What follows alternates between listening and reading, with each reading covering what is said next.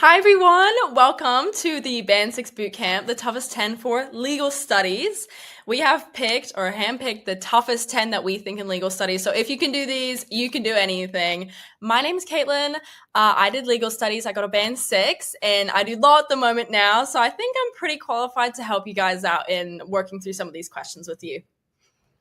Hey guys, my name's Saavan. I graduated last year, 2024. I got 96 in legal studies and I'm also studying law. I'm doing it at UNSW. So I'm keen to get this started and yeah.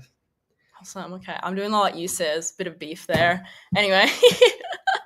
Okay, let's start with question 10, guys. Okay.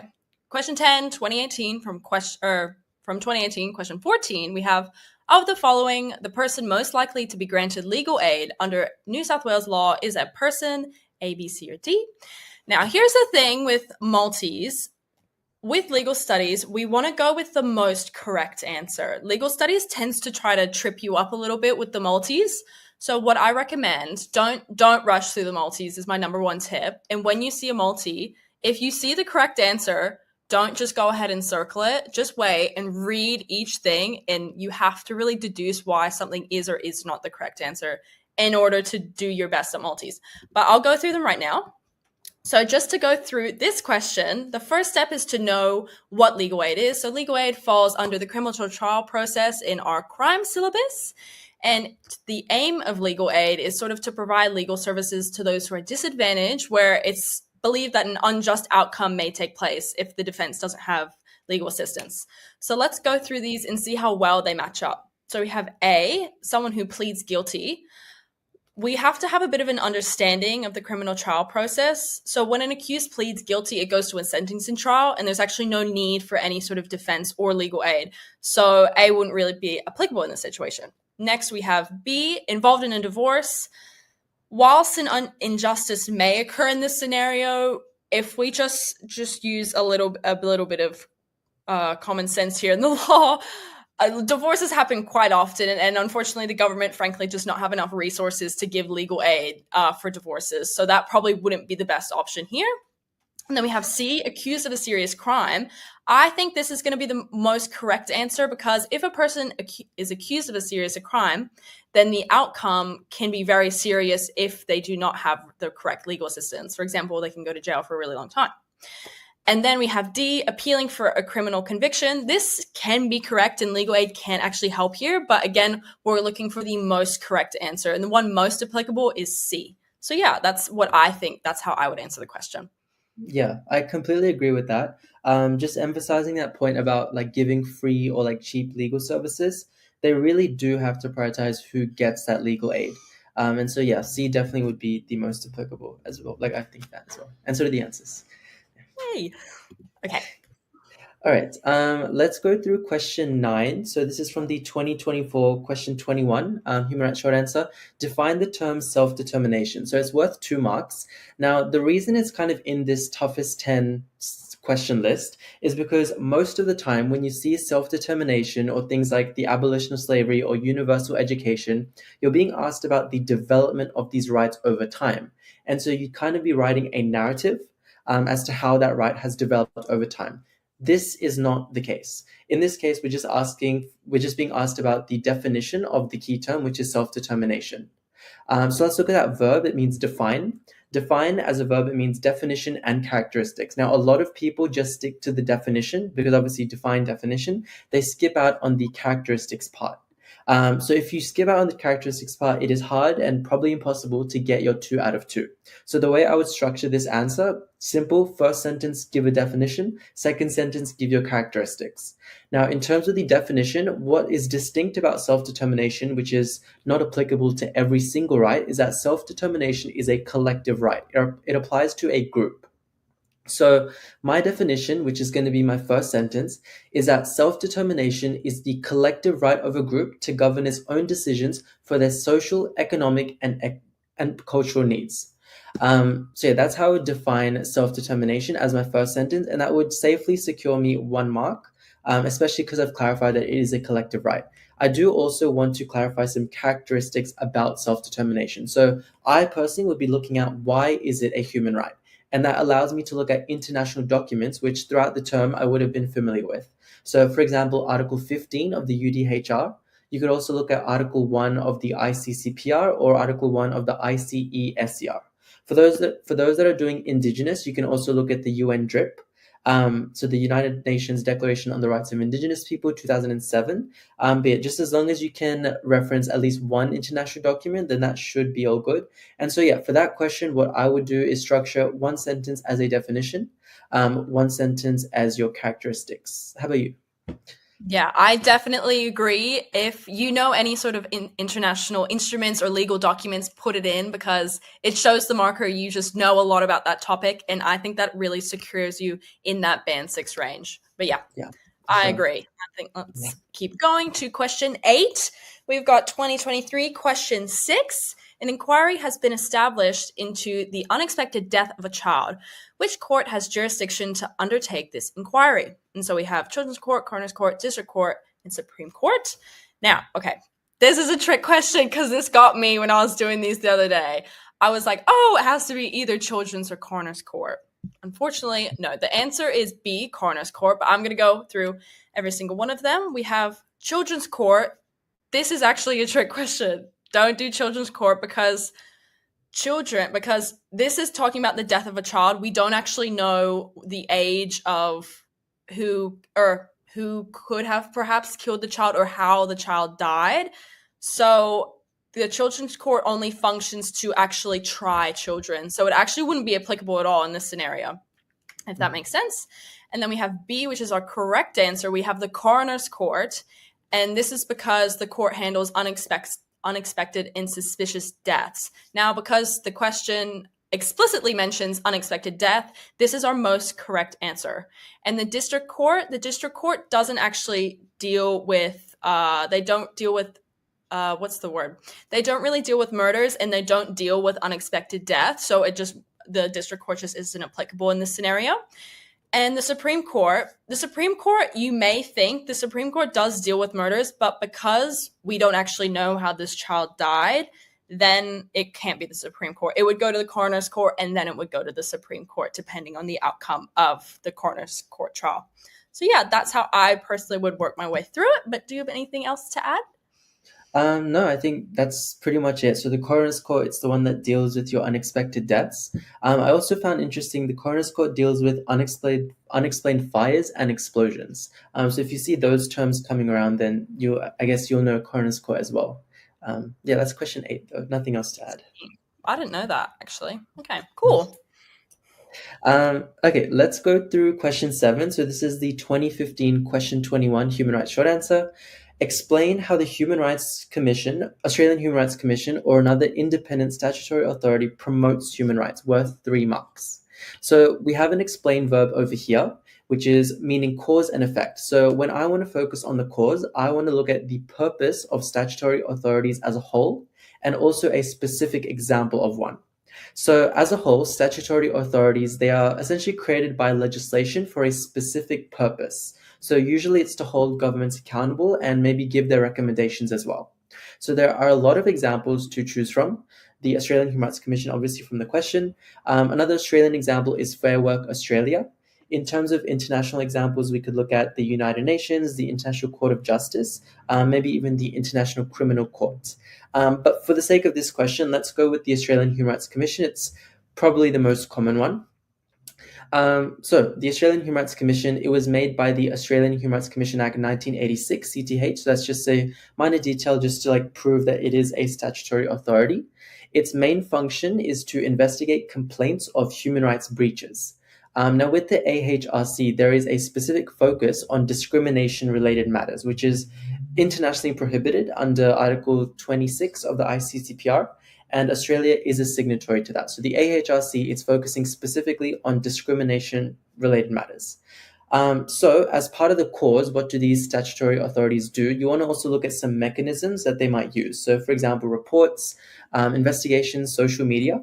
Those are just some examples. But yeah, let's focus on the effect now. So we've kind of covered the cause aspect. Let's focus on the effect. So in particular, reports. This example is especially helpful for those that do family. But in 2007, the Australian Human Rights Commission, they released a report called the Same-Sex, Same Entitlements Report. here they outlined 58 federal laws that went against Article 26, which I mentioned, of the ICCPR. So this is in relation to the discrimination of same-sex relationships and their human rights. So that's an example of a specific report. But what did that report actually do? So, as I said before, the statutory authorities, they can't enforce legislation, but they can definitely give their recommendations. And so, as an effect of this report, Parliament passed the Adoption Amendment Same-Sex Couples Act 2010, New South Wales. So this kind of gave both same-sex partners their human rights as parents, both of them, and not just one of them. So yeah, for this question, very clear cause and effect, and probably a bit more information than what's needed for 3 marks. But yeah, never hurts, and that's kind of how I would tackle this question. Yeah. Anything that you wanted to add to that? Yeah, I actually agree with the never hurts sort of mindset to have. That's really important to have in the short answers, because sometimes it feels like perhaps your definition or the content of what you're saying isn't really enough. So providing those examples and providing those case studies are really, really important. Like, for example, for this question, I would probably talk about I would actually talk about the Australian Human Rights Commission as well. But I would probably go for Toonen v. Australia, 1991. That was a court case where Toonen complained to the AHRC about Tasmania's criminalisation of homosexual sex, and it actually got overturned. So using case studies like that, where you know the outcome, can also be really, really handy in sort of letting the case study sort of explain it for you in a way, if that makes sense. But yeah. Yeah, that makes so much sense. Yeah. Okay, we have question 6, 2021, question 2024, 7 marks. Discuss the effectiveness of Australian legal responses in enforcing human rights. Because this is 7 marks, there's a little bit to unpack here. This is probably the highest mark you'll get in a short answer. You might get an 8 marker, but it's 7 or 8 markers tend to be the highest. And there's a little bit to unpack here. So we have our verb, it's discuss. We have to know the advantages and disadvantages, or the pros and cons of Australian legal responses. And that sort of ties in with the effectiveness. We want to use that evaluative language to actually make a judgment as to whether something is effective or not. And when you're talking about whether something's effective or not, you're also sort of weighing up the pros and cons in a way. Anyway, and then so we're going to move on to Australian legal responses. Because it's a plural, oftentimes students miss this. Because it's a plural, we actually have to talk about 2, or at least that's the way my school does it. If you see a plural, you have to talk about multiple. And our last bit, enforcing human rights. Now, this is a part of the syllabus, promoting and enforcing human rights. And in this one, it's really key that we actually know the difference between promoting and enforcing. So promoting is more so just raising awareness. You'll see that more with like NGOs, media, that sort of stuff. But we need enforcing. We need to make legally compliant with our legal responses. So I have a little bit of a structure that I would personally take. So essentially, you'll have 2 paragraphs. I'll say paragraphs in brackets because they're not actually, you don't need like an opening sentence for each. It's only 7 marks. But I would say have one opening sentence that introduces the 2 legal responses that you're going to talk about. Say, what did I say? It's legislation in the High Court. Those are 2 legal responses. Okay, and you're going to start off, you're going to break it into 2 sections. So you're talking about legal response 1, legal response 2. And in that, your pros and your cons of legal response 1. And then after that, your legal response pros and cons. If that makes sense. So say, for example, I would like to write about just the legislation. So I would say the contemporary case study that I did at my school was human trafficking. So the example that I have sort of more relates to human trafficking and modern slavery. So I would say that legislation in Australia, as a legal response, they enacted the UN TIP protocol into legislation, made it legally enforceable into the crimes legislation amendment, parentheses, slavery-like conditions, and people trafficking, parentheses, Act 2013, I think it is. And they have given a penalty for up to 5 years. So this is being very responsive to international standards of human rights. And the reason I emphasize the word responsive is because we're using that evaluative language and we're being really specific with the evaluative language that we use. So I don't just say this is a pro or this is something effective that the legislation does. I'm giving it a very specific adjective. Again, we really want to be specific with the evaluative language that we're using. So you want to use things like consistency, accessibility, resource efficiency, equality, balancing of rights, things like that. We want to be pushing when we're using our evaluative language. And so, for example, after that, after we call the legislation responsive, we're also going to have our disadvantage or our slight con. However, we often say like legislation can be reactive and only responds to human rights once they have been violated. So it's not a very proactive form. I won't give my high court one. It's a similar thing. Just use cases of the high court can help for both the advantage and the disadvantage. And as I say that now, just reminded me, when you're talking about the effectiveness of everything or the effectiveness of anything, it's really important that you actually give pros and cons. I think personally the markers really like when you show a balanced view. Ultimately, you should have a baseline of whether something is effective or not, but being able to address both the advantages and disadvantages of something, it can go a very, very long way in showing the markers you actually have a nuanced understanding of what you're talking about. So yeah, that's how I would answer it, but I'm sure there's many other different ways people can answer it. So Yeah. I guess just to add on to that point about discuss, so I think Nessa actually defines it as reasons for and or against, but I really think that a top student, like they will without a doubt address both reasons for and against. Just because, as you said, like that nuanced perspective is really critical. I think there was also like a band six descriptor, which kind of said that a student can look at more than one perspective. And so addressing those both sides, I think would be really good.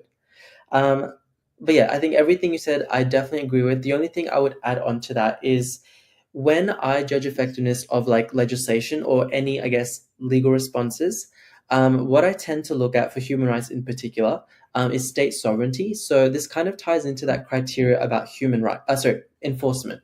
So state sovereignty, it can be a major, it can assist in enforcement, but it can also, I guess, go against that and really hinder its enforcement. So yeah, it can be the reason for the effectiveness or the ineffectiveness of laws. So whether that's passing new laws or failing to pass new laws, I think it's good to also just like memorize a definition of state sovereignty. So if you're going to be using it quite a few times as your criteria, this is sidetracked, but especially if you're doing like world order and stuff, then it would be great to like use state sovereignty as with its definition. So the one that I tend to have memorized was freedom from political interference in domestic affairs. So a little bit wordy, not too much, but I would always just throw in that definition the first time I mention state sovereignty. I did want to ask though, with your structure, would you have actually like done those separate paragraphs with each response?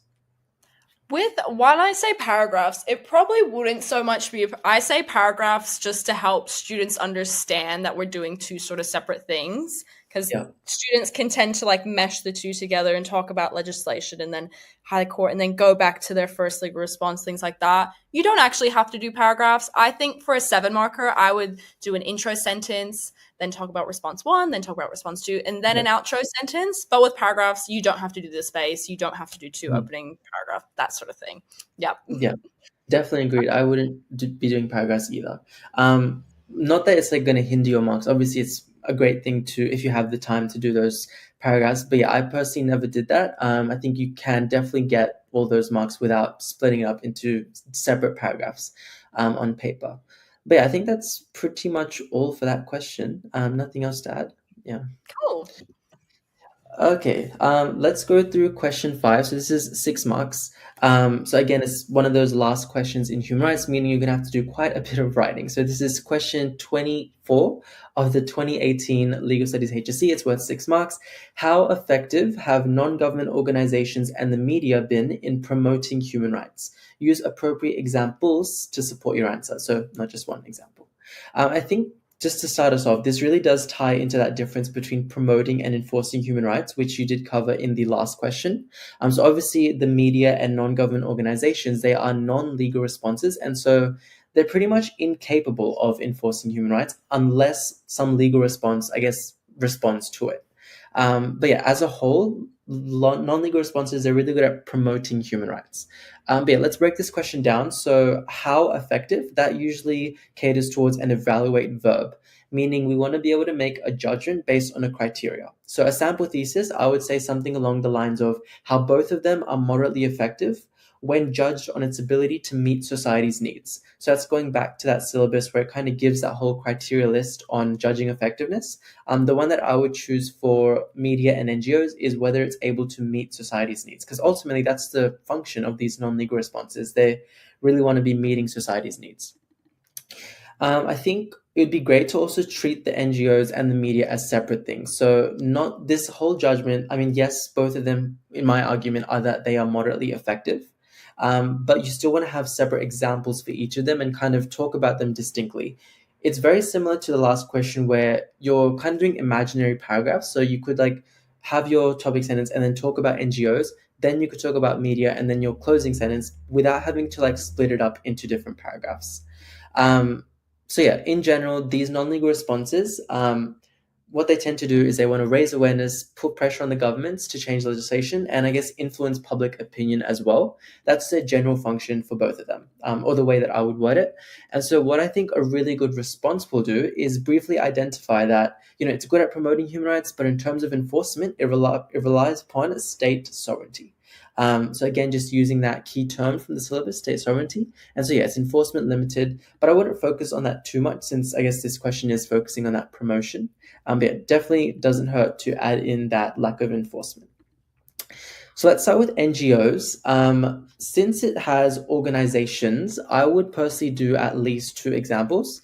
I think maybe you could pass with like 1 in great detail, but I think it'd be a lot safer to go with at least 2 NGO examples. So yeah, make sure you don't only just list those examples, but also say what they've done. So some common examples, I'm sure everyone has heard of Amnesty International. That would probably be the go-to example for NGOs. Some other ones to look at are like the Human Rights Watch and the International Red Cross. And if you wanted to, and you should be doing this, use like examples of what they've done. The Amnesty International, it had a really big role in the death penalty laws in response to the Bali 9. So that's something that you can definitely look at as well, but that's just one of many, many examples that these NGOs are trying to look at. But overall, let's look at some, I guess, downsides of these non-legal responses, starting with NGOs. So first of all, NGOs, they're not government funded. So the people in charge of these NGOs, they really hold sway in terms of how it functions. And so as an effect, the issues that the NGOs cover, it will inevitably prioritize the ones that are, I guess, more important to society or the ones that have gained more traction in society. And so that's one downside, is that some issues that I guess aren't as publicized, they may not be as addressed compared to those, I guess, more prominent issues. Yeah, so that's one downside that I would say for the NGOs. I guess another one is that they do rely on donations and volunteers. So when these are limited, therefore the effectiveness is also limited because they do have to rely upon them for their effectiveness. But yeah, that's for the NGOs. Moving on to the media. So this would be my second half of my response. Again, you want to give specific examples of the media and how it can maybe raise awareness of breaches of human rights. So whether that's giving a specific article or even mentioning like a viral hashtag, I think there's a lot of ways to tackle the media. It's not like you have to focus on the effectiveness of Instagram or something. You could like focus on or you should probably focus on a particular issue, particular article and stuff like that. But there are, again, a lot of problems with the media, not just that it can't enforce human rights on its own. One problem is that the media can be censored, and there are certain nations, such as China, where it's known to be censored. And so that promotion of human rights, it really can be hindered because of its censoring. So that's one thing that I guess the media can be hindered from. Another thing that I would like to focus on is what's called compassion fatigue. And so compassion fatigue is when there's exhaustion from seeing others suffer. So it's a very complicated term, but yeah, it's exhaustion from seeing others suffer. And so as a result, people are less incentivized to act because I guess they're overwhelmed with what they're seeing on the media. So again, they hinder in promotion of human rights. So that's another downside to look at. I believe the Syria civil war, that was something that definitely led to a lot of compassion fatigue. And there's a lot of articles that you can look at that for that. And I guess the last downside of media that I had in mind is that it can actually be weaponized by people in power, which sounds very dystopian and something I guess George Orwell would write about. But we actually did see this happen in the Rwandan genocide. So in this case, the RTLM, which is this famous radio that was used in the Rwandan genocide, it was used to propagate hate against the Tutsi community. And so that's just one example, and there's probably a lot more examples of how the media is kind of being controlled and weaponized by people in power to oppress other people and, I guess, not promote human rights, but promote the obstruction of human rights, if you will. But yeah, lots of things to unpack there. I think it's a question about non-legal responses. But yeah, did I miss out on anything? No, I thought that was so good. I'd never even thought about the compassion fatigue thing. I've like that never even crossed my mind. Like if you want to get a band 6, write that down, guys. But yeah, I think just emphasize with the NGOs and the media, I think case studies are your best friends with these ones because NGOs and media can be a little bit I don't think we learn about them in depth very much, or at least, their sort of effects. So using those case studies with each point that you make, I think can really benefit in getting like the full 6 marks in this one. But yeah, that was really good. That was great. Yeah. Okay, so we'll keep moving on. Yep. Question 4, okay, kind of tricky. This one's kind of tricky. It's getting harder, guys. We have the 2013 question 24. We have explain how changing values have been reflected in the promotion and enforcement of one human rights issue. So just, if you see this question in your exam, just give yourself a minute to breathe because there's a lot to unpack at this question. But we'll just start at the beginning. We have explain. So we essentially just have to show cause and effect. So it's not the hardest verb that you can get, but just keep that in the back of your mind. You've got to show a lot of cause and effect with this one. And we have changing values, which can trip students up a little bit. With changing values, the way I sort of attack a changing values question is that changing values to me, it just means like a shift in society's understanding or beliefs or their value system. If that makes sense. I'm sort of repeating the words of the question, but anytime a society's culture just sort of shifts, that's to me changing values has been reflected in the promotion and enforcement of one human rights issue. So we've already gone through what promotion and enforcement mean, and it is asking about one human rights issue. Now, when it asks for one human rights issue, it refers to the specific part of the syllabus, I think, where it asks about a contemporary issue, which illustrates the promotion and enforcement of human rights. So again, as I've discussed, I did human trafficking. So a lot of my examples were tied into the human trafficking thing. But also, again, this might not apply to everyone, but sort of you'll understand the basic structure. Anyway, so the way I would get into this, again, it's 7 marks. There's no need for a paragraph structure. Again, a nice opening sentence will do, I think. But essentially, you would define you first need to define whatever your human rights issue is. So I would say human trafficking is XYZ and how it's a human rights issue. And then you need to also you need to address the changing values part of this question, which students often miss.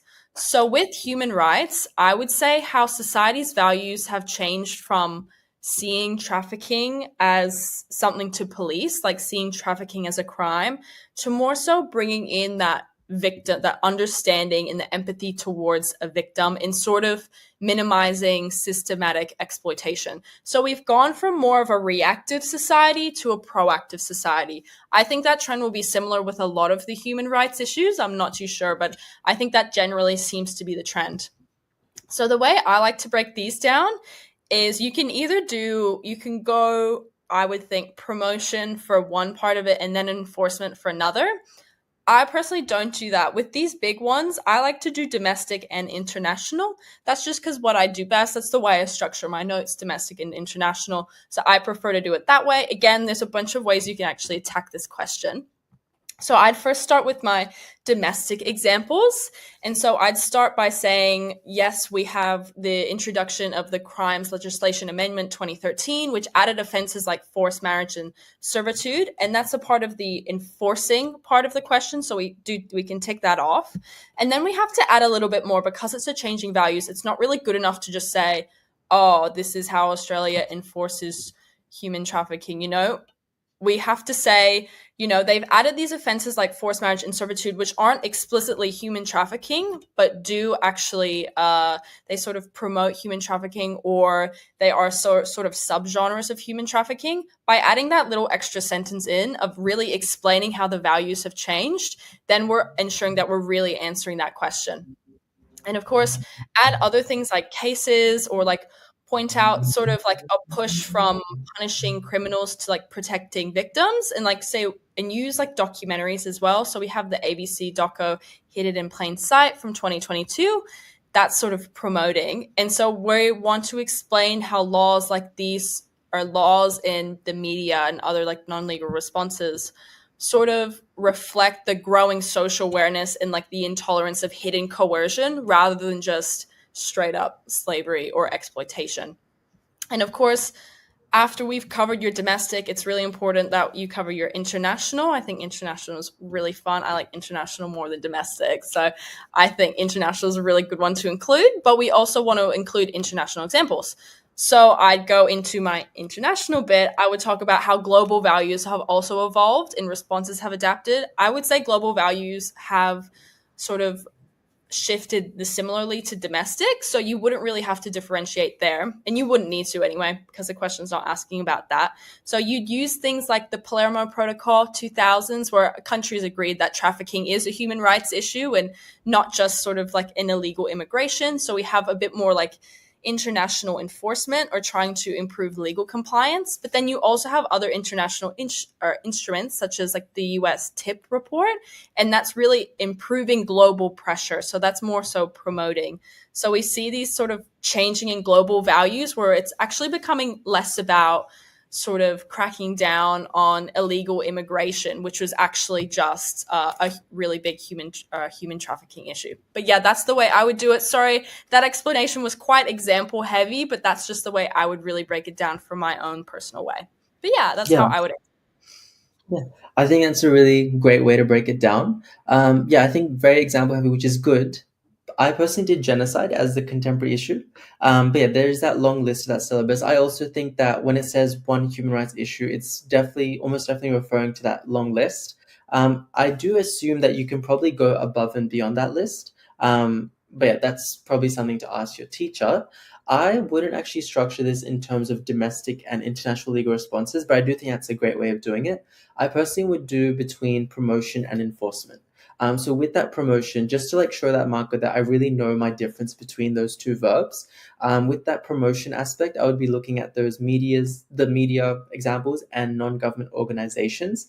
And then with the enforcement, for the genocide contemporary issue, I'd be looking at courts, and maybe even law reform domestically. But yeah, that's the way that I would structure that response. I think a lot of the content, well, obviously it'd be different because different contemporary issues, but yeah, I think that's pretty much the way I'd structure it. But another thing that I personally like doing with changing values questions is, rather than just, I guess, stating that this is the change, I would want to give some proof of that. So whether that's like some media quotes, or even like some changed laws, I think it'd be great to, I guess, prove that this changing value has occurred, and maybe when this has occurred. That would also be another detail you might want to add. But yeah, I think that will strengthen a response as well. But yeah, I think that's pretty much it. I guess with that defining thing, I always love to do that as well. With the genocide, you do want to use that definition from the Genocide Convention. So that's the 1948 one. But yeah, I think that's the only things that I wanted to point out. Yeah, that's pretty much it for that question. Yeah. And I think, guys, with our differences in the ways we attack the question, I think it really just goes to show the scope that you have with legal studies. So even if you write a response and it's different to what we have, then that's okay. There's so many different ways you can attack it, and try to Yeah, always just see if you can improve. But yeah, I think there's so many ways you can do it. But let's for keep sure. going. Okay, guys, we are in the top three questions. Hardest three questions out of all the HSC papers, legal studies papers since 2009. But yeah, we are going to tackle these three now, and hopefully realize they're not as hard as they seem to be. So let's go through question 3. This question is about non-legal responses, which, as we've mentioned multiple times now, is about the promotion of human rights.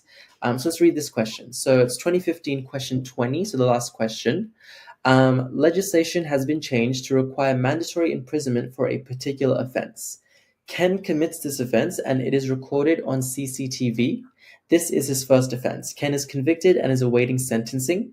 A community group expresses concern about this law.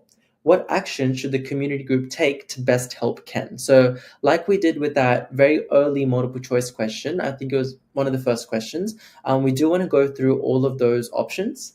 And we definitely want to like reason our way through what is the best answer. Now, again, there will be cases where you might be doing more than like the community group might be doing more than just one of these options, but the best option, as the question says, what is the best way to help Ken, kind of. That's what we want to be looking at. So again, let's go through step by step what I guess each option is and why it's wrong and why it might be right. So A says the community group should argue that the law is unconstitutional. So, in my opinion, this law reform is probably not even unconstitutional because we actually have examples of mandatory sentencing. So that's not something that's completely new in the criminal justice system. So, for example, the murdering of police officers, that's something that you can definitely look at for a like sentencing and punishment essay. But yeah, it's probably not unconstitutional, and I wouldn't say that arguing that it is the best way to help Ken. So I would rule out option A straight away. Option B says provide references for Ken's good character. So I definitely think that a community group, it can provide references to Ken's good character. It's not like they aren't exempt from doing that, and it's a decent way of helping him out. But is it the best way to help Ken? Probably not. Let's look at the other options why, which really shows the importance of reading each option. So C says lobby parliament to repeal this law. This is the correct option. This is the best way to help Ken, and it also includes option B. So by lobbying parliament to repeal this law, they could also be referring to Ken's good character. But ultimately, this option reflects the roles of those non-legal responses to the best of its ability. So it really focuses on changing government opinion by raising awareness. So this community group is symbolic of non-legal responses. And so they have the power to lobby and to also reference Ken's good character. And this lobbying will be very influential over government opinion, which ultimately is the goal, because that's the way that we want to be able to help Ken. So yeah, C would be our answer, but we want to make absolute sure that D is also incorrect. So advise Ken to deny the actus rea and mens rea of the offense. So this is actually tying into the crime content.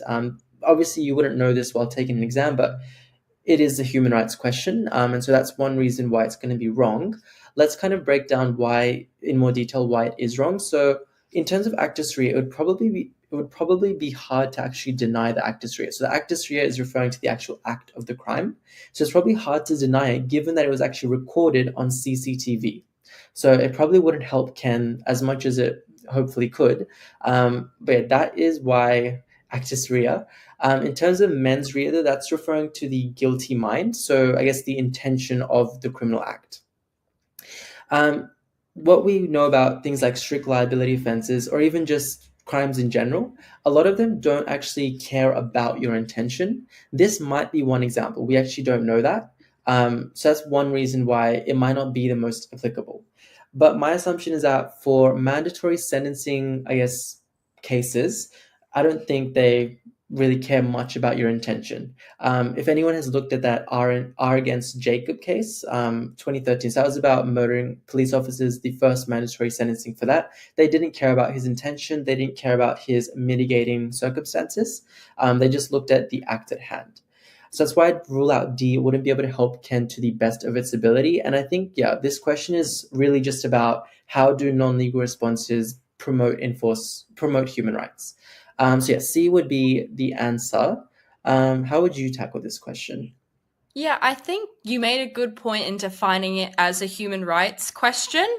With questions like these, like a community, the community group wants to help Ken, but they don't want to help Ken, because Ken's like a good friend of theirs or he's like funny or something. They want to help Ken because they want to help everyone else. This is a human rights issue. They want to help everyone else. So things like B and D are, in my opinion, just too specific to Ken's problem and not actually helping address the human rights issue as a whole. But yeah, I agree. Yeah, that was great.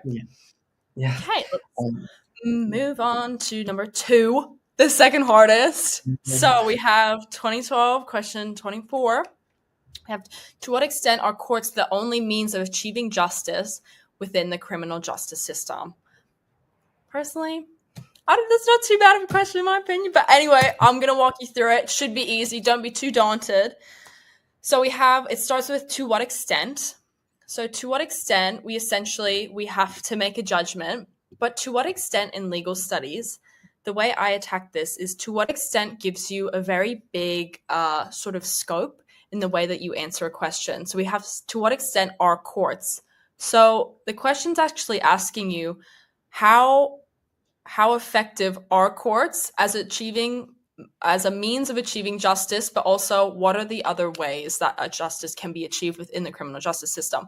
So that's what the question's really asking, especially with the bit that says the only means of achieving justice. Then we actually understand, oh, this question's asking us, yes, we have to talk about the courts, but we can talk about other things. So say if you have an essay just on courts, yes, that's fine to do 3 paragraphs on courts. Go for it if you have the paragraphs for it. You probably don't, but lucky if you do. But I would say, so the way you'd structure this is you'd have like a courts paragraph. And for me personally, I wouldn't do just a paragraph, or at least I don't really have a paragraph on a specific court, but rather I would focus on mechanisms inside of a court or inside of the criminal trial process. So say personally, I have a really good paragraph on the role of juries in the majority verdict. That happens inside of a court. So actually, I can just use that paragraph as a sort of a means of achieving justice within the criminal justice system. So I could talk about that. And I say the way, if you're going to do it like me and sort of have a mechanism inside of a court, I would say more so you have to phrase it a little bit specifically. You could say something like, oh, courts are effective mechanisms in achieving justice within the criminal justice system due to reforms made to majority verdicts regarding the role of juries in the criminal trial process. Something like that really explicitly mentions that what you're talking about is within the courts and is within like a trial process. That is really helpful to showcasing to the markers that you actually know what you're talking about and you know that you are addressing a court's question. Now, for your other 2 paragraphs, because it's a to what extent and because we know it says the only means of achieving justice, you can talk about anything else. So I would say just use whatever your best paragraphs are. For me, it was bail or mandatory sentencing or police powers, something like that. And the way you would sort of phrase them, or at least say if I were doing a paragraph on like mandatory sentencing, or actually, no, that's not what I'm going to. Bail. I was doing a paragraph on bail. I would say, whilst courts are an effective means of achieving justice, they are not the only means of achieving justice, as reforms to bail in the past decade have been effective in balancing the rights of victims and offenders. Something like that mentions that mentions the words of the questions, but understands that you have the breadth to talk about something else. So I would do it like that. But yeah, anything else to add there? I definitely agree. Like, it's not that you don't just have to talk about courts. In fact, I think a better response will look at more than just the courts because it shows you've studied for a lot of the crime syllabus and not just like honing in on courts in particular. So yeah, I think that word only in particular, it gives you that really big scope for the entire crime syllabus, which is really good if you've been doing your work throughout the year. So yeah, it's a really big blessing because yeah, you can talk about anything. I actually would though talk about specific courts in one of my paragraphs, but that's only because I had like some of them prepared in my response, in my notes. So personally, I would look at the drug court as a diversionary program. I think you could also look at the children's court, but the problem with that is that a lot of its, I guess, cases aren't publicized. So I guess if you find a way to have a lot of, I guess, legislation cases, media in regards to the children's court, then that's an option as well. But personally, I would stick to the drug court. I did want to ask though, before, I guess, the hardest question, how would you, I guess, differentiate bail and mandatory sentencing like from the courts? like, you know what I mean? Like if they're the ones giving, like they could be the ones giving bail, and then they could be the one giving the mandatory sentencing. Like how would you, I guess, distinguish between them, if that makes sense? Oh, If that's a good question. I would say, me for me personally, this is like a matter of syllabus. I think you can determine it oh yeah, based on syllabus, really. Where mandatory sentencing, the courts actually aren't involved, and that's a problem with mandatory sentencing is that judicial discretion is removed with yeah. mandatory sentencing. So Oh, you could probably argue that there. That was a good save for me. I just thought of that on the okay. spot. I think for bail as well, because what I talk about with bail is that, what do I talk about with my bail The reform, paragraphs? Hmm? the reforms on bail, is that? I talked about the reforms on bail, but I think I spoke about how I don't even remember what I spoke. It's been so long. Yeah. It's been way too long.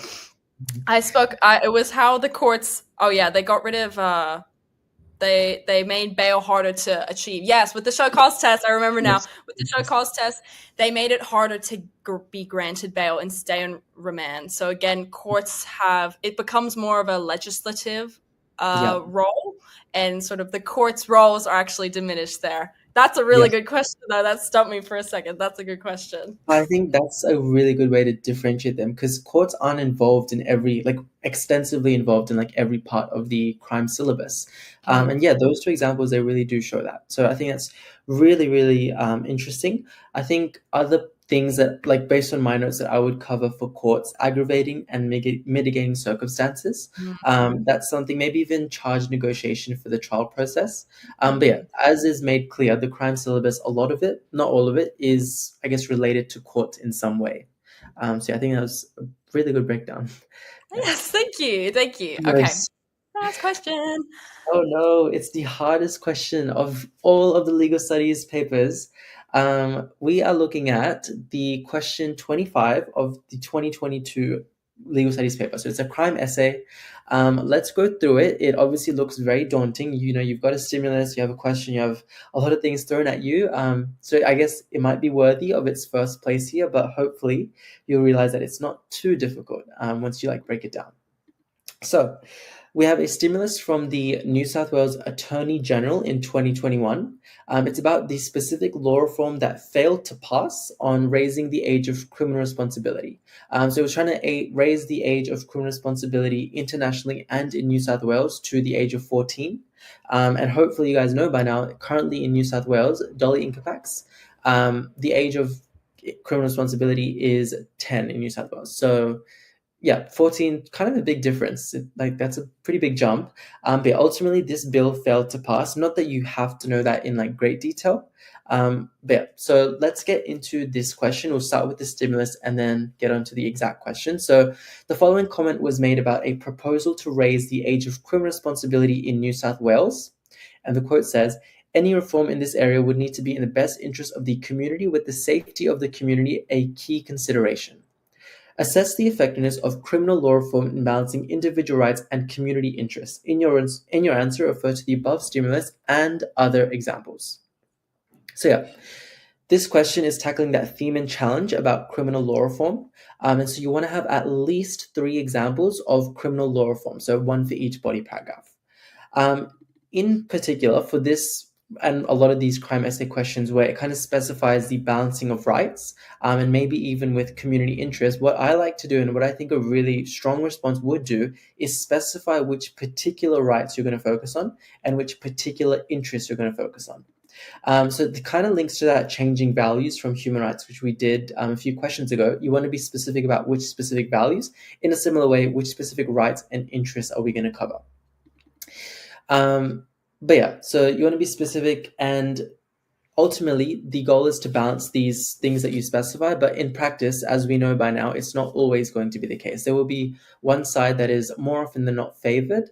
And so your essay will really look at that. So as an example, you could look at, I guess, the balancing between the individual right to autonomy and maybe the community interest to safety, which the stimulus shows. So yeah, any criminal law reform example could be balancing those particular things. But anyways, that would differ for each paragraph. So let's get into the paragraphs. My first body paragraph, well, actually, your first body paragraph will really depend on what you have in your notes. So personally, I would be using the stimulus as, I guess, very, very explicitly, and talking about the specific reform which is being addressed here. So it's trying to raise the age of criminal responsibility in New South Wales. So that's what I would put in my first body paragraph to target the specific reform. And so if you want to look at this, I guess, after watching this thing, you can add it to your notes and you can look into it. It is the children bracket criminal proceedings bracket amendment bracket age of criminal responsibility bracket bill 2021 New South Wales. So quite lengthy, but yeah, as I mentioned before, it did fail to pass, because New South Wales, and it might be a good thing, is that it really wants young offenders to be complying with the law from a very young age. So it really wants that age of 10 and not like 14. So yeah, for my other paragraphs, I would be looking at changes to laws in other areas of the criminal justice, like the crime syllabus. So personally, based on my notes, and again, each student would differ based on what they have in the notes, I would be looking at changing laws to the partial defense of provocation. So there was that 2014 amendment to the Crimes Act, which kind of made provocation harder to, I guess, claim in cases of murder. Yeah, that's one paragraph that I would look at. Third body paragraph, I'd probably look at those changes in bail laws. So obviously, what you said in the last question about the show cause test, that's something that I would also like to bring up about law reforms. That was in 2014, I believe. But what you can also do, very recent as well, which is good, you can also look at some 2024 amendments to bail laws. So this is in particular relating to domestic violence. If you guys remember, there was like a very big Molly Ticehurst case that was going around those articles, where kind of her ex-partner had been released on bail and then suddenly she had died. And so yeah, that's something that you could look at. There were 2024 amendments to the Bail Act as well. So that's something that I would probably look at in my third body paragraph. But yeah, each body paragraph is going to be different for each student based on what, I guess, your interests are and what you have in your notes. Because this question, it really does allow you to choose from quite a few examples. I mean, there are a lot of examples of criminal law reform that you would have covered throughout the year. But yeah, in terms of getting like the highest possible mark that I would want to get, I would be trying to link explicitly to the stimulus as much as I can. So that idea about any reform being in the interest of the community and the safety of the community, I would want to link to that as explicitly as I could. I would actually be breaking the fourth wall at times and saying, as highlighted in the stimulus, dot, dot, dot. So kind of talking with the stimulus as best as I can, just to really show that I'm not only looking at that last two sentences where it's asking about, criminal law reform and then referring to the stimulus and other examples. So I want to also look at the quote that we're given and the ideas in that as well. I think a lot of students would, I guess, focus on the question to an extreme level and maybe potentially disregard that stimulus, which I think could be a difference between like a B and an A maybe student. Yeah, big difference. So that's how I would tackle the toughest question of the all of the legal studies papers. Would you do anything differently for this question? Yeah, I really agree in breaking the fourth wall. Or what I personally did, I use quotes. Like I was quoting it like it was an English essay. Yeah. Like you really need to focus on using that stimulus because they put it in there for a reason. You will not be getting a band six if you do not explicitly mention that you were interacting with the syllabus. Yeah. But yeah, I think I would work on this a slightly differently. I think we're pretty similar in most cases, but I think I'm in a similar boat with most students. I don't have a paragraph on dollar income packs. Wish I did, but no, I didn't. So what I personally would do in this situation, if I were an exam and I saw this stimulus about the age of criminal responsibility, I would just try to focus as much on reforms and try to identify anything that has to any reform or any paragraph that I know that really emphasizes the best interests of the community or like the safety of the community being a key consideration. So that's how I would try to approach it. So say, like as I was speaking before, the law reforms to mandatory sentencing. I know those were to be in the best interest of the community. There's your tie in there where the community interests were over prioritized and then individual rights were sort of I exploited or put sort of ignored there. Anything like that will really be your best friend in terms of your ability to connect the stimulus to all of your paragraphs. I think it's a really great skill to have because sometimes, like with legal studies, there's too much content. You're not going to know everything. Like, you're not going to have a paragraph for everything, unfortunately. To be able to have a stimulus and be able to apply it to the paragraphs that you already have is such a good skill. And I would recommend going through past papers, looking at past stimulus, and trying to work with what you got there and seeing what you do and don't know. I think it's a really good skill in legal studies to have. But yeah, that would be my advice for attacking Yeah. this question. Yeah, I think that's a really interesting way to approach that question. I think the only thing that I guess I forgot to add for that was if I remember correctly, there was like a Band 6 descriptor about a student knowing the processes involved in law reform. And so because this is a law reform question, it would maybe be great to specify what that process actually is, whether it's like briefly in the introduction. So the way that I thought about this process is step number one, there was kind of changes in community values. And step number two is there was or was not reforms to the law. So very briefly, I would want to specify that in the introduction just to kind of tick off that Band 6 descriptor. But yeah, that's a very niche detail. I think inevitably with law reforms, 99% of the time, they try their best to respond to community values. And so they will be like, it will go hand in hand naturally. But yeah, I think we've decomposed that question a great deal. Yeah, so I actually have more to add with this question to add on. I just yeah, remembered this now. But when the question's talking about, we know that law reform is one of the themes and challenges of both the criminal syllabus and all your other syllabus that you get. yeah, When we're talking about law reform, a lot of students tend to fall into, or when they're preparing their paragraphs, they make it sort of like narrative based, where they talk about, oh, the yeah. 2012 law reform did this, and then the 2014 one was introduced, and then the 2018 one was introduced. I would recommend against that, where I think the main purpose of this question is to assess the effectiveness. So try to make it less narrative when you're preparing your law reform paragraphs, and try to make it a little bit more specific to one reform.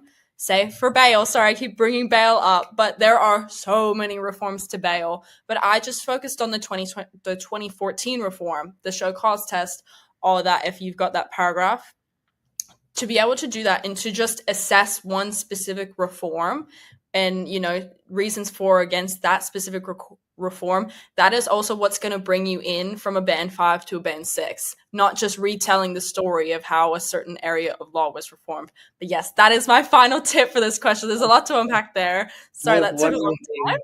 Sorry, I just want to add one more thing. Oh. Um, Go, in go. terms of just very briefly, what you said about the like effectiveness should be the focus of the response. 100% agreed. I think to add on to that, also using that criteria list that your syllabus gives you. I think it's actually in the year 11 section, but definitely applies to year 12.